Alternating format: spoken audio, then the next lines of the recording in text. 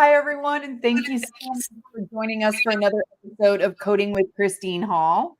On today, National Cheese Day, I have the great Barbara Cobuzzi with us. Hi, Barbara. Thanks so much for joining us today. Glad to be here. I love talking about my codes. That's awesome. And today's episode, we're talking a little bit about ENT services. And you were actually telling me about a really cool kind of new technology that's happening that is more kind of in the digestive system. But I was really interested in the kind of the process that they're bringing some new codes in. And you were mentioning, you want to share a little bit of that with us? Sure. There's a technology that's actually been used in Europe for about 10 years, and it's been brought over here. And it's a radio frequency ultrasound guided destruction of benign thyroid masses. And it's done in the office instead of the OR. It's done with local anesthetic. And instead of doing a thyroidectomy or a partial thyroidectomy where the patient has to have thyroid supplements for the rest of their life, this only removes the benign masses, and the patient does not have to take thyroid supplements. It's done in the office. It's ultrasound guided. It is a complex procedure because the doctor has to use both hands. One is using the ultrasound wand to find the masses, and the other is using the radio frequency wand, and they destroy the masses in the office. And it's sort of like a 1, 2, 3 office procedure. And it's pretty exciting because you don't have to go to the OR, you don't have to be put under, and you don't lose your thyroid or part of your thyroid. Now, right now, it does not have a CPT, and so I actually work with the company and act as an advisor and help practices who are doing it for getting it pre-certified. We have a templated pre-certified letter, a templated appeal letter when it doesn't get paid properly. And but in 2025 they have a CPT coming out for it. But just because you get a CPT doesn't mean the payers are going to pay for it. So again, you still might have to appeal to get payment on it. And so it's pretty exciting, and it's another procedure that you bring into the office, and it pays well. It pays about $5,000 if it's Wow. paid properly. So it's a way of increasing revenue in the office. And so it's really a neat procedure. What's happening is more and more procedures are being developed and brought into the office for I was ENT. noticing that And with interestingly, some of the codes they were bringing in, even just in the ENT world this year, there was a couple of really cool ones that yeah, they got new codes and for. interestingly, by the way, this thyroid procedure is also performed by endocrinologists and interventional radiologists and general surgeons. It's not just ENTs that do it. There's also a new procedure that they just got FDA. They got FDA approval, and they got their 510K, which is what you need for new devices, which is going to enable to do a septoplasty without having to do a major intervention. It actually, they go in, they do an incision in the septum, and then it shoots sort of a spike to the top of the septum, and then they pull on it with like a string to straighten the septum, and then it leaves a absorbable graft in that takes about 6 weeks to absorb. But meanwhile, that anchor is pulling the septum to straighten it. And then while it's doing its remodeling and straightening, the graft eventually absorbs into the tissue. Wow. And can Which they do is, that in the office, or is that still a hospital it can be procedure? done either in the office or in the OR, because the most Wow. intervention of it is just doing an incision into the septum to shoot it up into it. It's like an anchor that goes up into the top of the septum. And How so incredible. they just got approval. I actually had worked with the company back when they were in the development phase. They were at Stanford University. This is about 3 or 4, maybe 5 years ago, and they just contacted me again that they've gotten approval in their 510K. So that's a new Wow. procedure. And then, like you said, we have other procedures like Clarifix, Mhm. Latira. They're both from Stryker. And then I work with a company, Aaron Medical, which has Vivair, which is remodeling the upper nasal valve. And then they have a procedure, Ryanair, which is does the posterior nasal nerve. It destroys that, which stops postnasal drip and rhinitis, and that's called Ryanair. And both of those can be done in the office, or it can be done in the OR with other procedures. That's so unique because I remember studying that this year when we received the new CPT code, but I had no idea. I think that's the one thing that you never really get to know what the name of the procedure, the common name of the procedure is when those new CPT codes come out. So it's kind of nice to finally be able to have a name associated with those new procedures. Interestingly, CPT put the AMA CPT editorial committee put the CPTs for Clarifix, which is the cryo destruction of the posterior Mhm. nasal nerve from Stryker, and the radiofrequency destruction of the posterior nasal nerve, which is Ryanair from Aaron. They put those CPT codes in the wrong section of CPT. Ah, Both of those procedures are endoscopically assisted codes. So the diagnostic scope is put into the nose, and then they put up their device to be able to do the procedures, but they're not endoscopic performed codes. So someone on the CPT committee, and I believe someone from like the AAO HNS, which is the American Academy of Otolaryngology, was concerned that people might want to bill the diagnostic endoscopy 31231 with it. mhm. And that should not have been a concern, since 31231 is a separate procedure. Being a separate procedure, we all know as coders, means Mhm. that anything else that's performed in the nose makes it incidental with it. So if we do Right. anything, even like a 30903, which is a control of a nasal epistaxis, even though it's a 30 and it doesn't fall under the 312 codes, the 31231 is considered incidental because it's being performed in the nose. You cannot bill 31231 with a 30903.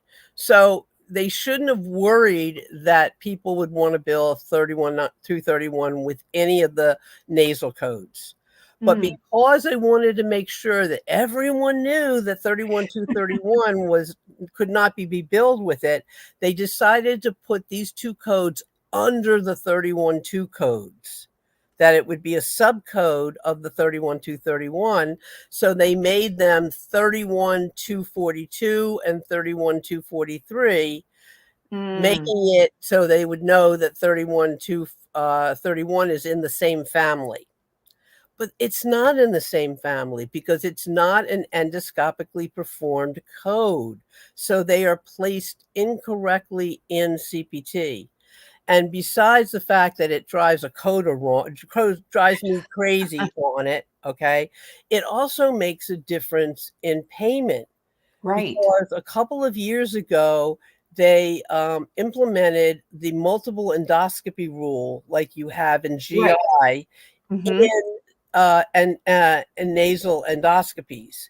And it doesn't matter if all you're doing is the posterior nasal nerve destruction. But if you happen to be in the OR and you're doing sinus endoscopies, and while you're doing it, you decide to do the posterior nasal nerve destruction because the Mhm. patient also has rhinitis, you are going to be hit.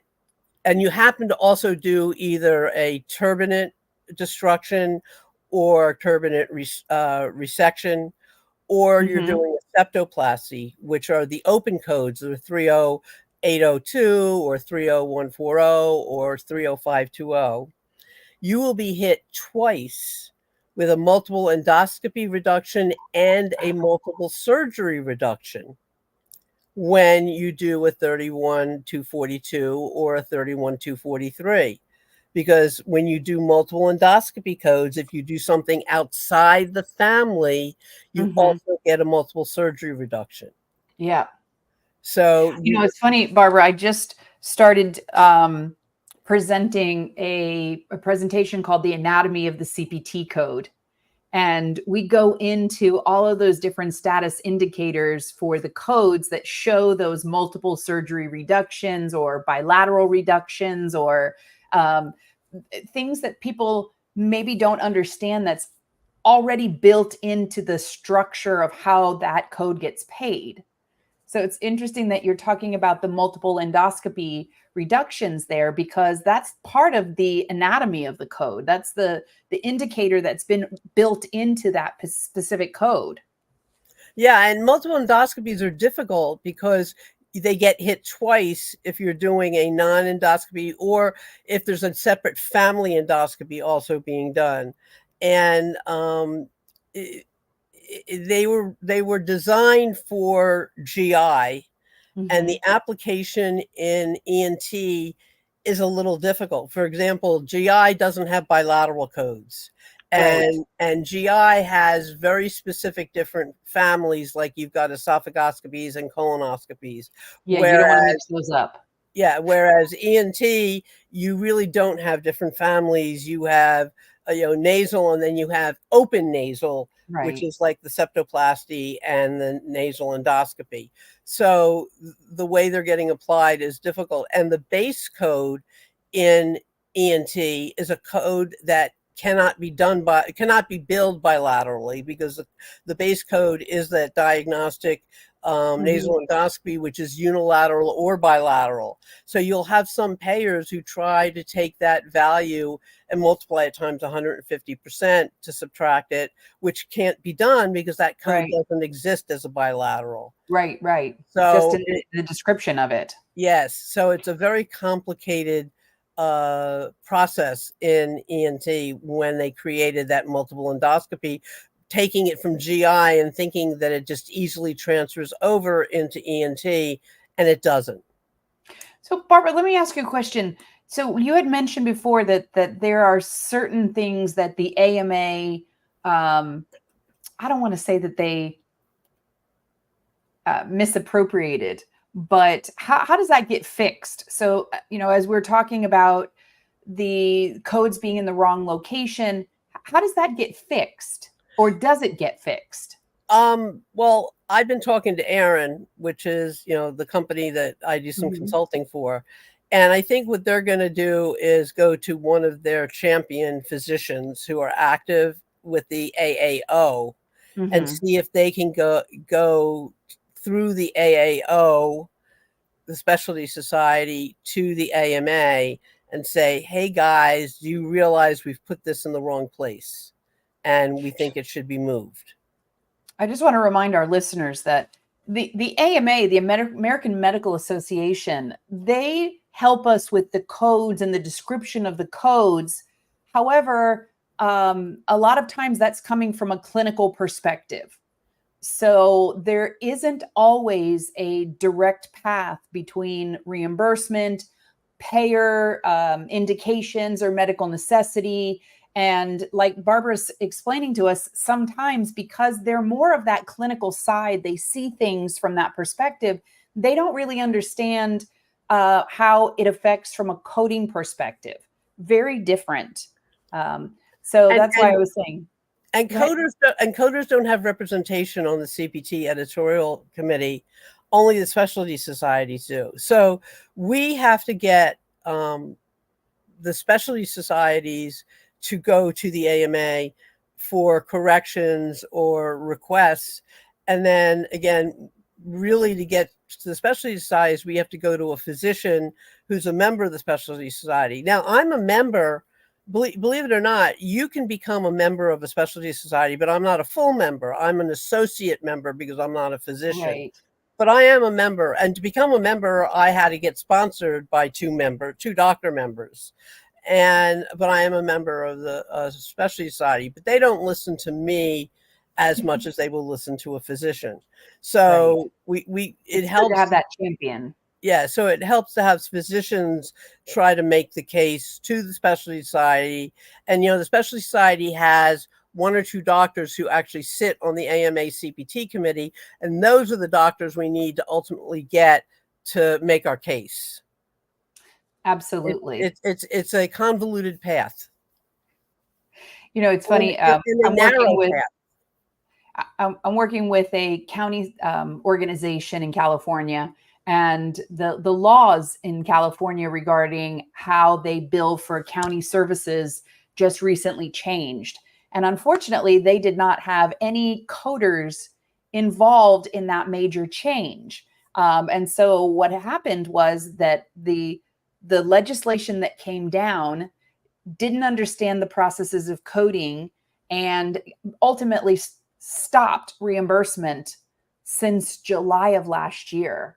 And we're working on getting that corrected. But like you said, sometimes there's this huge disconnect between coding and reimbursement and the clinical side of it, or even the legislative side of it, because they see things through different set of eyes. They're not skilled as coders. They haven't received that guidance on how it works from that logistics. So it's very interesting that we're talking about this. And I think you're right, Barbara. We need to have more physician champions. Last show we had Dr. Ken Rosenstock on the show, and he is dedicated to the world of coding. I'm sure you know Dr. CJ Wolf. He's also dedicated to the world of coding. And without them being able to kind of walk in both worlds, we would lose a lot of things there. Yeah. It's interestingly a similar situation. I get inpatient coders very angry at me. For example, in ENT, the doctors do a lot of like E&Ms. And then when they're examining the patient, they make the determination that they have inadequate visualization or the patient's gagging and they need to do a diagnostic endoscopy. And with many payers, they don't follow the rule that you can have the same diagnosis on the E&M and the minor procedure. Right. And so I actually teach doctors that they should be putting the sign and symptom on the E&M and the definitive diagnosis on the diagnostic endoscopy.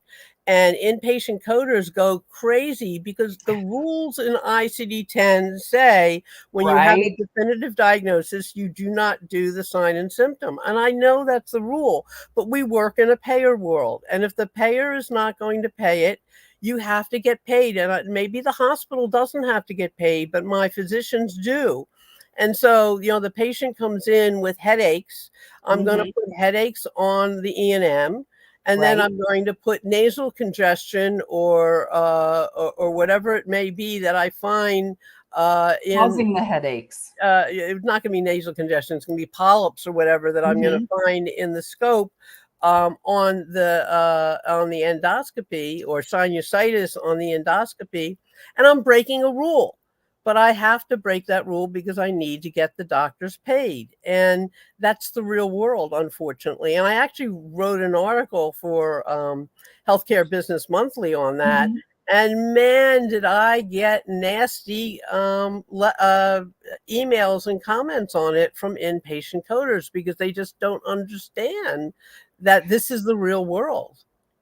But there definitely is a huge divide from the pro fee side and from the facility side, and even from how we report our codes to how we get paid for that. And I think that's where we need to remember as coders that a wise woman once said to me, kind of find your niche and stay in that lane. Not that I've not seen outpatient coders go inpatient or inpatient go outpatient, but there's a new set of skills that needs to be learned depending upon who we are representing, either the pro fee side or the facility side. Yeah. I mean, I do expert witness work. I love it. But when someone comes to me, just recently, someone came to me and they had a bundling case. And so he's talking to me about it. I said, is this pro fee bundling?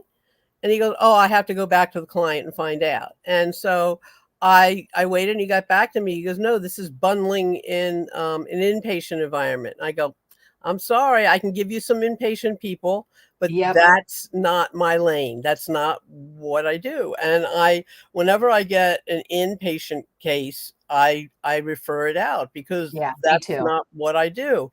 Yeah. I can do a outpatient clinic. I'm a COC, although I'm not as good at that as I am at pro fee. But I will not take an inpatient case because I'm not an expert. I am not qualified to do those cases. And Barbara, at this point in my career, I'll be honest with you, I don't want to start learning something new on the inpatient world. There are so many brilliant people out there that are experts in the inpatient world, and I humbly defer because the pro fee world is huge. Oh, Every I agree. physician uses pro fee at some point. So there's plenty for us to be specialized in on the pro fee side. It's not always necessary that a coder has to be uh, both sides of the house, right? You can Oh, pick a lane and I stay in agree. it. I've made my decision. I mean, even I have a lot of colleagues who've gone into HCC. Mm-hmm. And at this point in my life, I mean, I told you I'm hitting a big number birthday in January, and I don't need to learn anymore. I just want to I want to stay excellent in what I do, and I want to become better at what I do. I don't need to fill my brain with any more new stuff, new disciplines. I just need to stay in my lane, like you said. Absolutely. And we thank you so much for being in that lane because there's not a lot of people that really love ENT or I know you're working a lot with Jennifer McNamara. I'm curious to see how she takes over in this realm as well. Yeah, I'm training her because I actually there are a couple colleagues. There were three of us that were the top subject matter experts in ENT. Teresa Thompson's retired. Mm-hmm. Um, Kim Pollock retired from Karen Zupko and Associates. Mm-hmm. So I thought she was retired, but I hear she's doing some consulting. So I'm glad she's still in the arena because what worries me is we're all of a certain age, and I'm moving toward retirement. I'm taking more vacations and traveling with my husband. Good. So that's why I've been training Jennifer. Jennifer's younger and has more years ahead of her in the industry. So I've been training her in ENT, and she's my mini me.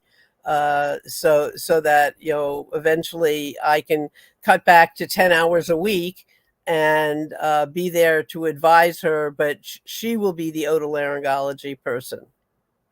Well, I love that. And I also want to encourage our listeners, it starts with an engagement. Reach out, whether it's on LinkedIn or on Facebook, or if you happen to see us at a conference, reach out and talk to us and tell us what your passions are, because you're absolutely right, Barbara. I want to live in a world that eventually someday I'm going to be able to retire as well. I would love to see that the new coders that are coming up into this industry, that they start reaching out and showing an interest and, be the new Barbara, be the new Christine, be the new Pam, be the new Kimberly, right? Be the new, reach out to us because there's a lot that we would love to pass down. Yeah, we need to train our new generation because we're gonna. I don't know if I'm ever gonna fully retire. I hear you. While my husband's golfing, I'm gonna play because I enjoy it. I love it. I'm gonna play with my stuff, but I definitely want to cut back. I'm gonna I want to travel with my husband. Mm-hmm. This is the time for me to take while I can still move around and enjoy other things other than my coding and not be single focused. But again, I don't want to leave the specialty with a Yeah. gap in knowledge. And it's hard because it's not like I can just teach a course and then she know it all. It's like it's a mentor process. And so Right. Jennifer and I Right. have a mentor-mentee relationship. And what's nice is I'll always be there for her to ask questions until I'm not there. We Well, don't want that's to. what I think that's what a lot of coders need to know is that we are here. We're willing to mentor. We want you to excel in this industry. And it's not easy. There's different specialties that have different nuances to them. And even now with the amount of experience that I've had over too many years to volunteer, I find myself reaching out to my colleagues that are experts in those particular specialties. That's why I reached out to you, because ENT is not one of my specialty areas. And in order to give it a good shake, a fair shake to our listeners, we want to make sure that we've got the top of the industry. So reach out to someone who can mentor you, that can help you with a particular specialty that you love or that you're interested in. And keep in mind that ENT is a lot more than sinuses in the nose that we talked about today. ENT, people don't realize the broadness of ENT. It runs from sinuses in the nose. Actually, there's skin things also, because anything that's on the neck and the face. And then it goes into digestive things, because in the throat, and the thyroid, and then it goes into the ear, again, the thyroid, which is in the 60,000. It touches every CPT chapter from the 10,000. There's things in grafts in the 20,000s, the 30,000s, things in the 40,000. It doesn't touch anything in the 50,000s. Then we have 60,000 for the thyroid, and then the 69,000s for the ear. Yeah. Then we now have CTs in the office, so we have things in the 70,000s. We do rapid strep tests, which are in the 80,000s and things. And then, of course, 90,000s, we've got audiology and allergy, as well as, of course, the E&Ms. And there's some And other sleep testing. medicine as well. Doesn't that kind of Yep. sisters with ENT? Yeah, matter of fact, I have a practice I'm working with that's going to be putting in a sleep lab. And so ENT covers every chapter of CPT except the 50,000s. Well, that's because that's kind of urinary and Yeah. reproductive, and that'd be a little weird Yeah. if they crossed over there. Yeah. But it's people just don't, they think it, oh, that's an obscure small specialty, and it's really not. It really is a very broad specialty covering all over CPT. Yeah, yeah. I had the pleasure of speaking for the NFO once. What is that? The National Florida Otolaryngology. Yep. And great organization just here in my home state. Yep. Yeah. Yeah, I've Absolutely spoken for them in the incredible. past. I've spoken for a lot of different state otolaryngology organizations, as well as the American Academy of Otolaryngology, Ascent, which is the otolaryngology administrators group. There's a lot of communities of otolaryngology practices that we can reach. And that's important too. I think our listeners need to know that there is a huge network out there. It doesn't matter what specialty it happens to be in. There's a huge network out there. And, like you were saying, Barbara, not just the state societies, the national societies, but practice management, specialty in ENT. There's just so much resource out there. And sometimes people just don't know where to begin. And so I saw that Lexi is adding a few links in there for some different organizations. That's wonderful already. But Barbara, we've come to the end of our time already. Can you believe that? And we didn't cover so many areas of ENT. I mean, like I said, there's the ear, the digestive things that are done. Yeah, the ear is really interesting. Personally, my husband, when he was growing up, he had a lot of ear surgeries and tubes and things. And eventually in the late 70s, early 80s, they reconstructed his eardrum using the little thing right here on the side of your ear. I don't know what it's called. A graft. Yeah, they did that, and they recreated his eardrum. So in our house, we We are definitely thankful for our ENT doctors personally, but also professionally.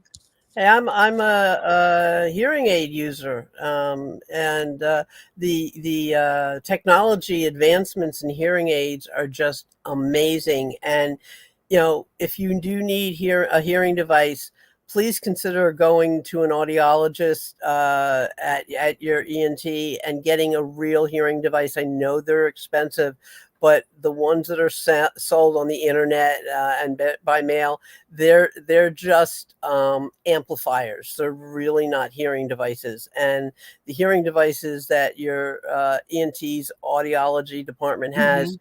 are phenomenal. Mine streams my TV right into my hearing device.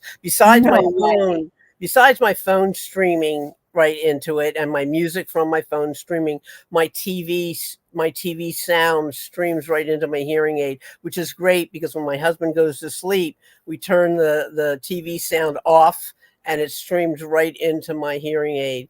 And I'm getting a new one from Phonak in August when their newest one comes out, and it has something called a Roger.